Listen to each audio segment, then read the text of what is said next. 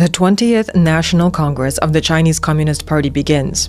The party breaks its unwritten rule of a two-term chairmanship, and for the third time, this man is elected as General Secretary, Xi Jinping. This means that he can rule China up to even 2032, or even longer. This decision will make him the longest person to rule China since Mao. Who is the man who wields power over more than 1 billion people? How did he get into politics? What experiences shaped him?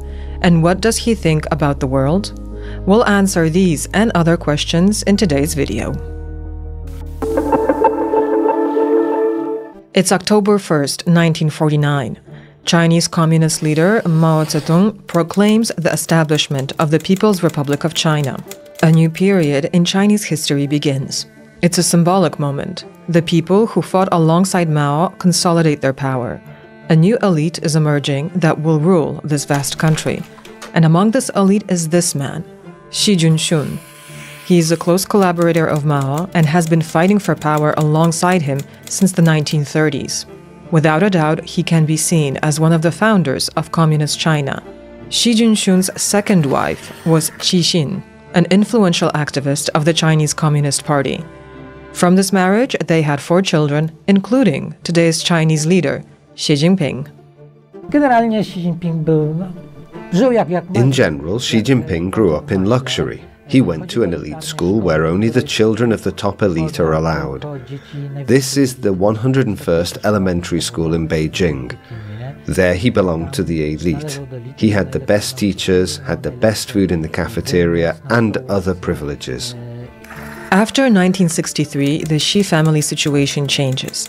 To understand this, we need to explain what was going on in China at the time. In 1958, Mao Zedong announces the Great Leap Forward campaign. China is to make a rapid transition directly to communism. However, the outcome of this strategy was not a great leap forward, but a great famine. A famine that claimed tens of millions of lives. As a result, in 1962, Mao Zedong was stripped of executive power. And this had already happened to Xi Jinping's father. He was demoted as a result of fractional fighting and accused of anti-party activities. He was subjected to so-called struggle sessions during which the enemy of the people was denounced. This photo is from one such session, and the person condemned is actually Xi Jinping's father. These were meetings at the workplace, but during them you had to condemn others. Individual people had to step forward and condemn a particular party member. In this case, at these sessions, Xi Jinping and his siblings had to condemn their own father. Likewise, his wife had to condemn her husband.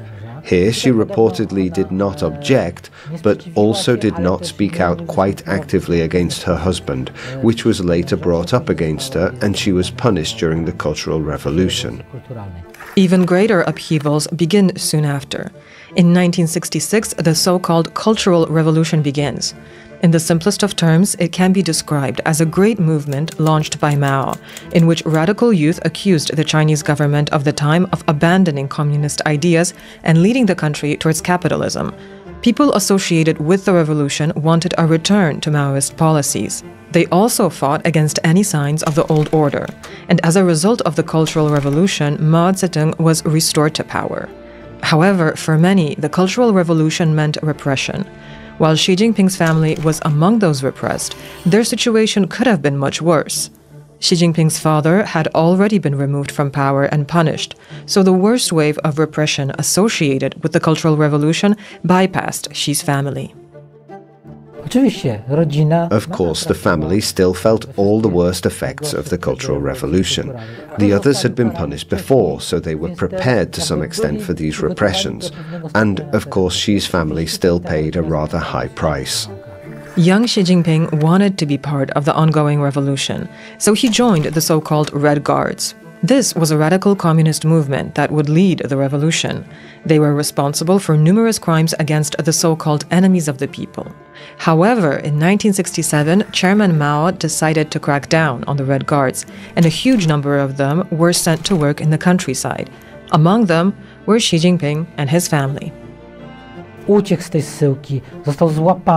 escaped from this exile and was caught and sent again to the countryside, already in Shaanxi province, and there he actually spent several years living in quite difficult conditions.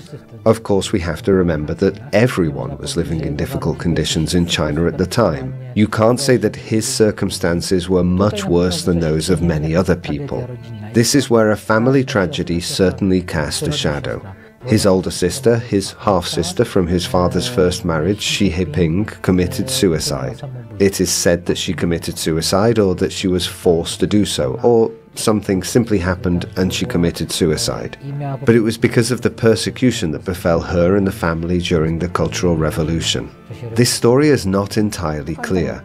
The propaganda is officially silent on this, but the so-called whispered propaganda, the one that releases some information through unofficial channels, only says that his sister died and that this cast a deep shadow over Xi Jinping and his family.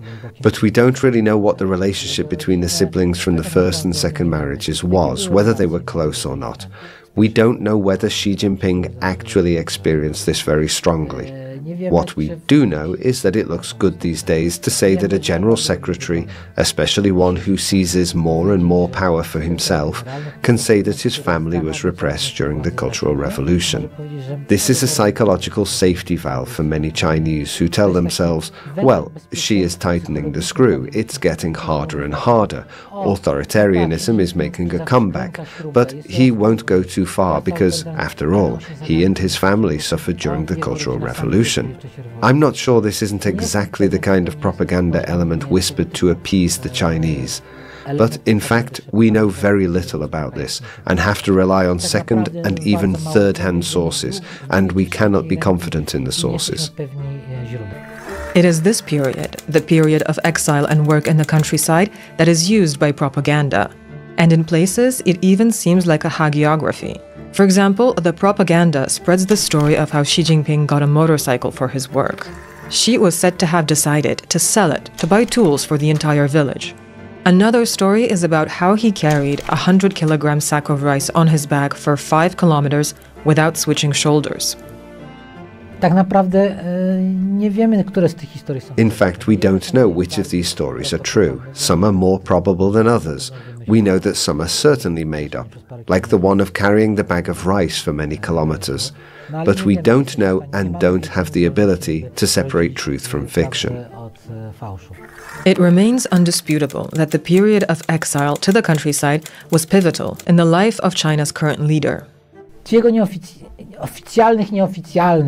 Official or unofficial biographies or narratives say that it was a very difficult period for him, but he understood how good the party, order, fighting chaos, economic development, and preserving party rule is for the Chinese people. Then he understood that he had to become redder than the banner of the People's Republic of China, that he simply must devote himself heart and soul to the party, because the party knows what it's doing. It's hard to say how realistic this is, and it's hard to give in to all this kind of psychologization on the subject, but I think we're dealing with some kind of Stockholm syndrome here. Xi Jinping had reportedly applied as many as 10 times to become a member of the Chinese Communist Party. We know that in fact the children of those people who were repressed during the Cultural Revolution had difficulty in accessing the party, in joining the party. So probably he applied many times and was accepted only after some attempts. Whether it was actually the 10th time or whether there were fewer of these attempts, we don't really know. We can't be sure, and it's possible that this is also simply part of building some narrative about his personal history. Oh look, he only got into the party on the 10th attempt. What then is behind Xi's determination to join the party, which after all led to an outright personal tragedy? He came into contact with injustice, and because he was a fairly young person, he was a teenager when he ended up in the countryside, it caused him to begin to identify with the regime. Or he might be an example of a person who decided that if he can't beat them, he'll join them and become a boss. It's possible.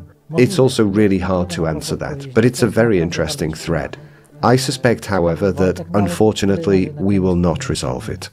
When the Cultural Revolution ended, better times were to come for Xi Jinping. Still young, he decided to continue his education. As the Cultural Revolution was coming to an end, Xi Jinping went to university in 1975. But, of course, he went to university without a high school diploma because he didn't have time to pass it. And then, having already completed his bachelor's degree in chemical engineering a few years later, he went on to do a doctorate in law. So it's a situation where he probably went to undergraduate studies without a high school diploma and then began a PhD without a master's degree, although we don't really know this for sure. We often refer to the communist elite as the Chinese aristocracy. And as once in the aristocracy, the Chinese elite also arranged marriages. Xi Jinping's first marriage was this kind of marriage. His first wife was Kei Ling, the daughter of a Chinese diplomat and ambassador to the UK. She was more interested in emigrating and settling in London. He was already starting his career in the party. They married in 1979 and Xi was preparing to climb the career ladder in the provinces. We can assume that at this point in the marriage he was already thinking of moving to the provinces and starting his career there. Because without an episode in the provinces on your CV, you cannot reach the heights in the Communist Party. They got divorced. She emigrated altogether and, from what I know, has been living in England. She's a private person, not involved in politics, while he went into politics. Xi Jinping married again in 1987, this time to Peng Liang. This too is probably an arranged marriage, only that it was probably arranged under different rules. When people are young and are from the top of the red aristocracy, then the families are directly involved in arranging the marriage, and these young people have less say, although they must also consent to the union. In the second marriage, as they are already older, it is more the acquaintances, friends or comrades in the party who arrange the meetings for them, and here they have more freedom, whether they make a better match with that person. This was a marriage that was very successful, in the sense that these are two very ambitious people who know what they want. She comes from a family of musicians, but works for the army and has the rank of general in a music band. She was also very popular in Chinese society, and for many years, people joked that it was Xi Jinping who is his wife's husband. As a well-known singer, she performed on Chinese state television, including during the New Year. They are still married today and have one daughter. We don't quite know what's going on with Xi's daughter. She studied at Harvard under an assumed name. Those who knew her then, classmates from her year or group, said she was a good student, always prepared. This was certainly not a case of a Communist Party brat who throws money left and right at parties. No, she actually studied hard. She did what she expected to do and then returned to China. When Xi Jinping became leader of the People's Republic of China, she made several statements that she would take care of her father's social media presence. I guess that didn't quite work out. Then she disappeared from the public eye and we don't quite know what's going on with her. We don't know if she's married or not, to whom, we don't even know where she is. A rumor has it that she supposedly returned to the United States and is living there under an assumed name. The Americans agreed to it on the grounds that she is not politically involved in any way. She is a private citizen, so why not? But this is just one of the rumors, one of the versions. We are not in a position to say if this is true or not. Let's go back to Xi Jinping's political career. His father was rehabilitated in 1978 and held leadership positions in the Guangdong province. Thanks to his father's connections, Xi Jinping began his career in the prefecture of the Fujian province. And in the Fujian province, he began to climb the career ladder. This is one of those two provinces opposite Taiwan. The other is Zhejiang. These are some of the richest, if not the richest provinces in China, and easy to govern. One can say even effortless. You really have to mess things up and make an effort to do so in order for things to go badly there. Xi Jinping was active in Fujian until 2002. Then he moves over to Zhejiang, where he governs until 2007. In 2007, Xi Jinping takes power in Shanghai.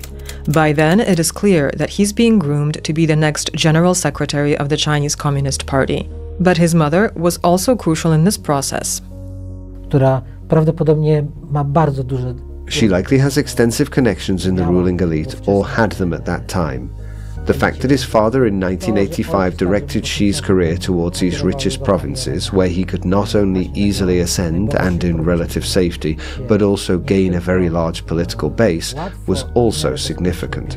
Xi Jinping had a lot of resources which he could trade with others, barter for services, and notably expand his base.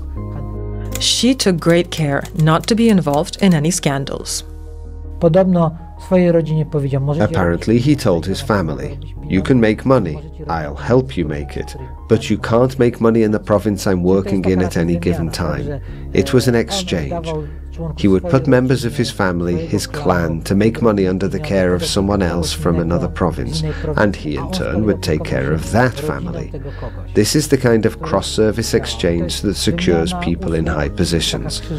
Not everyone is sensible enough to work it out that way, and not everyone can find someone they can trust enough to put themselves under the care of their family, and do the same in return. It played out nicely for Xi Jinping, and it did not get him into any trouble. There is one well-known scandal from when he was in power, one that Xi was not involved in, but he cracked down hard on everyone who participated in it. The fact that he acted in a very decisive way and at the same time seemed indestructible, skillfully able to create a buffer between the family's business and himself, caused him to be considered sensible enough to be put in power. In addition, Xi Jinping was not a member of any of the warring fractions and was therefore acceptable to all sides. As next in line to the Chinese throne, Xi Jinping had one rival, Bo Xilai. This politician, with the support of part of the extreme left, the oil industry, and the intelligence services, tried to undermine the way in which the successor was chosen, and thus Xi's future power. These attempts, which from the beginning had little chances of success, ended in a scandal that could serve as a script for a thriller.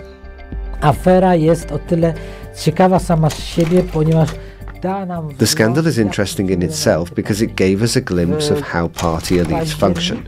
In October 2011, Neil Haywood, a British citizen, suddenly dies. The official investigation declared the case a suicide. He died in a hotel in China.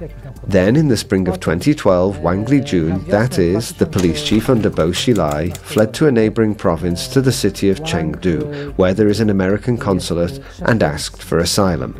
It wasn't granted, and he was, after some time, removed from the premises, although after quite a long interrogation by the Americans, and he turned himself in to the police in China. He was brought to Beijing and interrogated there. It turned out that Haywood was murdered, poisoned by Bo Xilai's wife. What the motives were, we don't really know. The investigation theoretically showed that it was because Haywood had demanded more money for services to Bo's family. The services in question were moving capital and money that the family had accumulated. Once they were able to transfer capital abroad, Haywood invested it in foreign markets. He was sort of a banker for the Bo family. Most likely the motivation was therefore money. During the investigation, Gu said she thought he wanted more money because he was taking care of their son studying abroad in the UK, and she was afraid for her son's future and whether his life could be in danger. She thought that Haywood was blackmailing her in some way. But in my opinion, we don't have enough confirmed information to believe this explanation, and it's unlikely that someone would dare blackmail someone so high up in China. However, the very fact that Haywood was poisoned and quickly eliminated shows that it was the other way round, and that it was him who should have been afraid of the Bo family. This case brought down Bo Xilai, who was later convicted of corruption. To this day, he remains in a prison called the Tiger's Cage. The Tiger's Cage is the colloquial name for a prison in northern Beijing, in the northern suburbs of Beijing. It is a prison where only those in the party elite who have lost big money and influence are sent. Again, there is a rumor, which we have no way of confirming, that Bo Xilai's favorite pastime is calligraphy and slapping the guards in the face, a peculiar hobby. This also sort of shows the reality of China. A prisoner can slap a guard in the face because the prisoner is much higher in the hierarchy. Of course, the guard will not let him escape. but the prisoner is stronger. It could also be the question of a campaign to destroy someone's character or reputation. The fact that we know this information, that it has been released to the public, is also a way of destroying the positive reputation of Bo Xilai that at least part of Chinese society still had. This too has to be weighed up in different ways. Just before the party convention at which Xi was to take over, US Secretary of State Hillary Clinton flew to China. However, right before that meeting, Xi Jinping mysteriously disappeared. The official version is that nothing happened. He was just busy dealing with something else. He was gone for 2 weeks. He actually disappeared. The unofficial version is that Xi Jinping, after the Bo Xilai scandal, decided that he had to have a very firm mandate from the party leadership to eradicate the evil that had taken root in the party. The leadership, the party elders, did not want to give him this mandate because they feared he would seize too much power for himself, which is in fact what happened. This unofficial version says that he then withdrew and said that, if you don't want to give me the power, then I don't have to govern. For me, the most important thing is action. If you give me the tools to act, then I will. If not, then I won't. Meaning that he wants to withdraw. At the time, of course, there was no one to replace him, especially after the Bo Xilai affair. The whole multi-level party jigsaw of dependencies and so on was in place, but without this key element at the top, it would have fallen apart. According to this story, the party elders relented and gave him a very broad mandate to act, which he actually used. This is one version. At the time, I remember another, a less popular version of this story, one less favorable to Xi Jinping. Apparently, there was a meeting of the Red Princeling aristocracy beforehand, and it was rumored that there was a very intense discussion about the division of spoils during this meeting. Every change of power means a new deal. Who milks what? That is, which party clan gets which cow to milk out China's huge economy. During this meeting, it's thought there was a serious discussion, even to the point of a fist fight, and someone threw a chair. The chair supposedly hit Xi Jinping on the shoulder. He bruised or strained his shoulder. He must have had it in a sling. And generally, Chinese leaders are not allowed to show that there is something wrong with their health. This is against Chinese political culture. The leader is always a specimen of health. He never gets sick, never has a runny nose, never has a fever, nothing. And it's because of this that he had to cancel all meetings until those 2 weeks passed, when his sling or cast could be taken off. This is one more version. In my opinion, the probability of both stories is similar. Regardless of what happened just before the party congress, Xi Jinping took power and was given a strong mandate to exercise it. He also had a very broad support base. He skillfully deployed his people in key places in the Central Committee of the CCP. And even though his people were in the minority, he controlled certain key moments and sensitive issues, critical to the way the Central Committee functioned, and so he was able to do a lot. He modeled himself a bit on Stalin, who said that it doesn't matter who votes how, it's important who counts the votes. Xi also launched an anti-corruption campaign at the beginning of his rule. This is an action that virtually every new general secretary undertakes to consolidate his power and weaken his opponents. Xi Jinping did the same, but he went much further. This anti-corruption campaign actually continues with less intensity to this day. And he's cleansing the party, not just the elite, not just the middle levels, but from the top down. Of course, those who are aligned with people who are sympathetic to Xi Jinping will not be affected. This is not an actual anti-corruption campaign to eliminate corruption.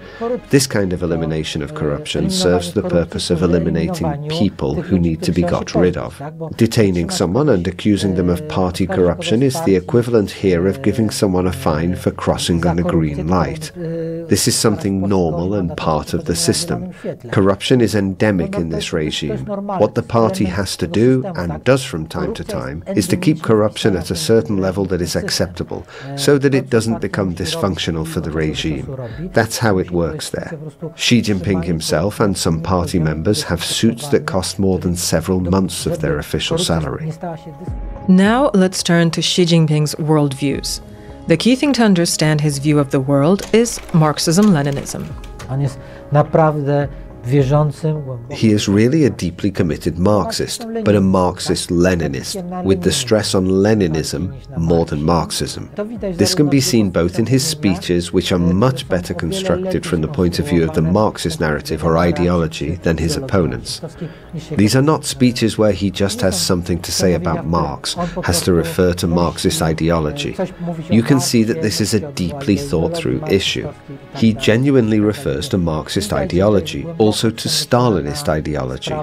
It was under Xi Jinping that the remaining volumes of Stalin's works, which had not been published in the Soviet Union, were translated into Chinese, compiled and published, because the penultimate volume of Stalin's works had already been prepared for publication in the Soviet Union, but after Stalin's death it was not published. In China it was translated and published, and also the last, the final volume, which was translated from his works and compiled and published by the Chinese themselves. Regarding Xi's approach to the West early in his reign, he said, "There are some well-fed foreigners who have nothing better to do than point fingers at our affairs." He said this in Mexico to the Chinese diaspora, to representatives of the Chinese diaspora. It doesn't seem to be a coincidence. On the one hand, Mexico is a developing country, so it's as if he was counting on this to resonate well as an anti-Western element. But at the same time, he said it in a country bordering the United States. He probably wouldn't have had the courage or the desire to say it in the United States because it would have messed up his eventual visit there. But the fact that he said it very close to the United States, practically in America's backyard, that in itself is very symbolic and significant. In fact, we don't really know what kind of attitude he has towards foreigners. We actually know very little about his personal views. He was in the United States for a short visit for a few weeks in the 1980s in Iowa. At that time, he behaved very appropriately, made some friends, even spent some time with one of the families. And he maintains good relations with them to this day. But do they maintain these good relations because it's a good propaganda piece and it sells well PR-wise to the West? At the time when, for example, Xi Jinping had already become General Secretary, then Chairman of the Rural People's Republic, and was about to travel to the United States, he specifically wanted to stop in Iowa and visit this family. But whether this was actually his personal choice or whether it was simply a well-played narrative by the propaganda department or the Central Committee, who knows? Let's remember that Marxism in the Chinese edition is Third World Marxism. It is a Marxism adapted to the needs of states or the nation or the national liberation anti-colonial struggle. So it contains a very strong anti-colonial, anti-Western element. It's hard not to suspect that Xi Jinping, for whom party ideology has become his own psyche, it's hard to believe that he hasn't to some extent embraced it. But whether this is his personal bias or whether it's more of a bias on a general basis that the West is bad, but maybe some Westerners are okay, or whether it's more of an aversion to foreigners in general, this is hard for us to establish. Personally, I would rather lean towards the former theory, that it is simply an ideologically adopted dislike of the West and not necessarily a dislike of individual foreigners. Xi Jinping's China is also more assertive on the international stage. Whereas the question again is whether this is a matter of Xi Jinping himself or simply him tailoring his message to a specific audience. China has reached a certain level of development and international engagement where it simply has to decide, will it align itself and adapt to the existing international order, or try to more or less violently change it and adapt that order to itself? It seems that under Xi Jinping, the party has decided that it is resolutely working in the latter direction, i.e. it is trying to break and change the existing international order. This is what their alliance with Putin and with Russia is about. It is difficult to say which is the cause and which is the effect. China under Xi is also gradually becoming more authoritarian. Of course, at least as of today, thankfully there are no death pits, no mass repression, although these repressions do happen, as in Xinjiang. We have 1.5 million people, if not more, put through concentration camps, children taken from their parents, and in fact actions that meet the definition of genocide. Xi Jinping is not a good boy. He is not Winnie the Pooh. He really can be brutal and ruthless. Besides, the zero-COVID strategy has also shown how ruthless and brutal he can be in his actions if he deems it necessary. In general, there is no mass repression yet, except in Xinjiang, Tibet, on the periphery of the empire. There is certainly an increase in pressure for China's success to be shared by as many citizens as possible. Here it's hard to talk about the extent to which this is part of the ideology, whether the party works to make things better for the people, and to what extent the party needs to allow the people to make their lives better in order to legitimize its rule and protect its rule in this way. It's hard to decide which is more important in this case, but there is certainly a growing emphasis on prosperity for all. Propaganda in some departments places the emphasis on this. The question is how effective it all is. In 2023, Xi Jinping was elected for another term. This means that he can rule until as long as 2032. This would make him the CCP's second longest-serving Secretary General, after Mao Zedong. So will he continue to rule until his own death? Pytanie, ja bym odwrócił pytanie, czy będzie mógł nie rządzić do śmierci? I would dismiss this question and ask whether it will be possible for him not to rule until he dies. The longer you rule, the more enemies you create. So leaving office and giving up power means putting yourself at the mercy of others. Although you can probably prepare a successor, nominate someone, but you never know for sure that this person won't turn against you, turn out to be an enemy, or lose power and be replaced by someone hostile to you. This is one thing, that is, to secure yourself. The other is the issue of alienation. The longer you rule, the more you alienate yourself, the more and more convinced you become of your wisdom, of your genius, that only you can advise, only you see all the problems, and only you see all the solutions. As a result, it may be that he simply won't let go, even if he initially took power with the assumption, and I'm making this up now, I'll rule more than 2 terms, it will be 3 or 4 terms. He may even have negotiated this kind of arrangement with the party elders when he was coming to power, that he will rule double the number of years, or 20 years, because the program he is supposed to carry out is more complicated and complex, and he will need more time to implement it. It's possible that this was the case, and it's possible that coming to power he really believed that he would, I don't know, govern for 3 or 4 terms, and then just leave. Nevertheless, I think that already, after so many years in power, this process of alienation, detachment from reality, and self-glorification is already taking place. Additionally, I think there are very few people in the world who could maintain a healthy distance from themselves in such a situation. So I suspect that he will simply at some point, if not already, sooner or later, reach the point where he will recognize that he simply cannot give up power, and personal security in the grand plan, the program he wants to carry out, no one else will be able to carry it out the way he does. He may justify it to himself this way, but this is already psychologizing. Maybe let's not get too deep into it. Thank you for watching. If you enjoyed this video, take a look at our other stories on screen now.